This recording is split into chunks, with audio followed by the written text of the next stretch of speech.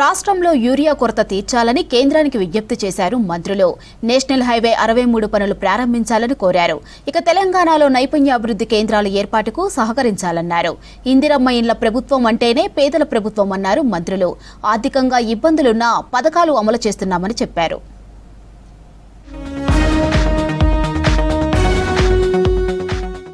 ఢిల్లీలో బిజీగా గడిపారు రాష్ట్ర కార్మిక గనుల శాఖ మంత్రి వివేక్ వెంకటస్వామి. పెద్దపల్లి ఎంపీ వంశీకృష్ణతో కలిసి కేంద్ర మంత్రి గడ్కరీతో భేటీ అయ్యారు.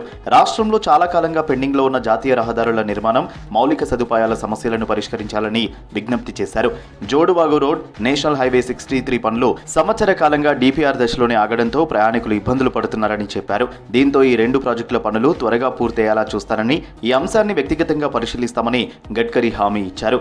మరో కేంద్ర మంత్రి మన్సుఖ్ మాండవీయను కలిసి రామగుండం ఏరియాకు కేటాయించిన ఈఎస్ఐ హాస్పిటల్ నిర్మాణాన్ని త్వరగా పూర్తి చేయాలని కోరారు మంత్రి వివేక్. ఉప్పల్లోని ఈఎస్ఐ హాస్పిటల్ను అప్గ్రేడ్ చేయాలన్నారు.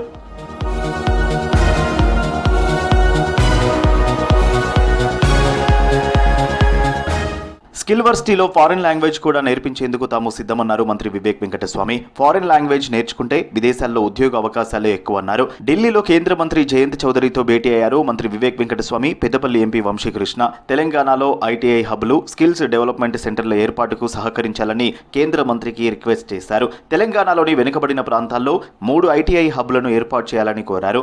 యువతకు సాధికారత, ఉపాధి అవకాశాల పెంపు, వృత్తి శిక్షణ వ్యవస్థల బలోపేతం కోసం సహకరించాలని విజ్ఞప్తి చేశారు. మంత్రి వివేక్ వెంకటస్వామి రిక్వెస్ట్ పై సానుకూలంగా స్పందించారు కేంద్ర మంత్రి జయంత్ చౌదరి.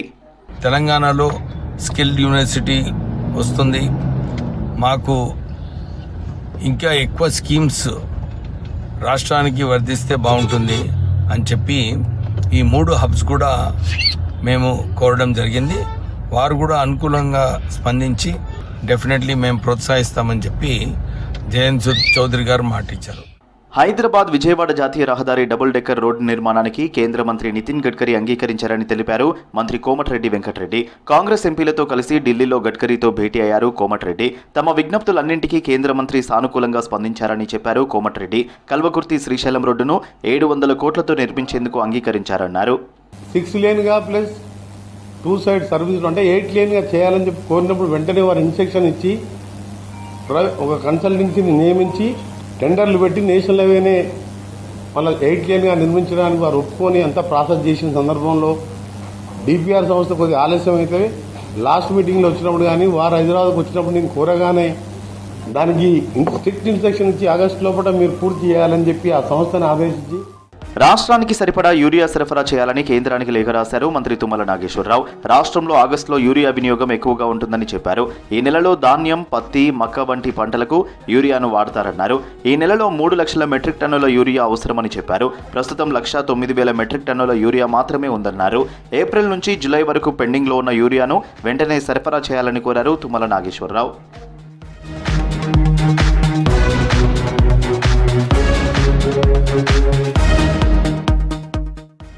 కాళేశ్వరం ప్రాజెక్టుతో బీఆర్ఎస్ ప్రభుత్వం ఎలా అవినీతికి పాల్పడిందో పీసీ ఘోష్ కమిషన్ తేల్చిందన్నారు మంత్రి పొంగులేటి శ్రీనివాసరెడ్డి.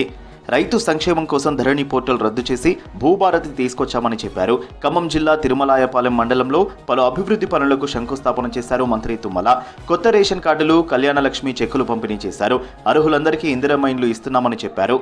ఏ వంకలతో దోచుకున్నారో, ఏమేమి చెప్పి కర్త కర్మ క్రియ కాళేశ్వరం అంటేనే కేసీఆర్ అని బొమ్మ పెట్టుకుని ఆనాడు మాయ మాటలు చెప్పారో ఆ చిత్రాన్నంతా పీసీ ఘోష్ గారు ఇచ్చిన రిపోర్ట్ లో చాలా స్పష్టంగా కనిపిస్తుంది. అర్హులైన ప్రతి ఒక్కరికి సంక్షేమ పథకాలు అందేలా చూస్తామన్నారు మంత్రి శ్రీధర్ బాబు. కాంగ్రెస్ పార్టీ ప్రభుత్వం మాటల ప్రభుత్వం కాదని చేతల ప్రభుత్వం అని చెప్పారు. మేడ్చల్ నియోజకవర్గంలోని 5 మండలాల లబ్ధిదారులకు కొత్త రేషన్ కార్డులు, కళ్యాణలక్ష్మి, షాదీ ముబారక్ చెక్కులు అందించారు. గత 10 ఏళ్లు అధికారంలో ఉన్న బీఆర్ఎస్ ఒక్క రేషన్ కార్డు ఇవ్వలేదని విమర్శించారు.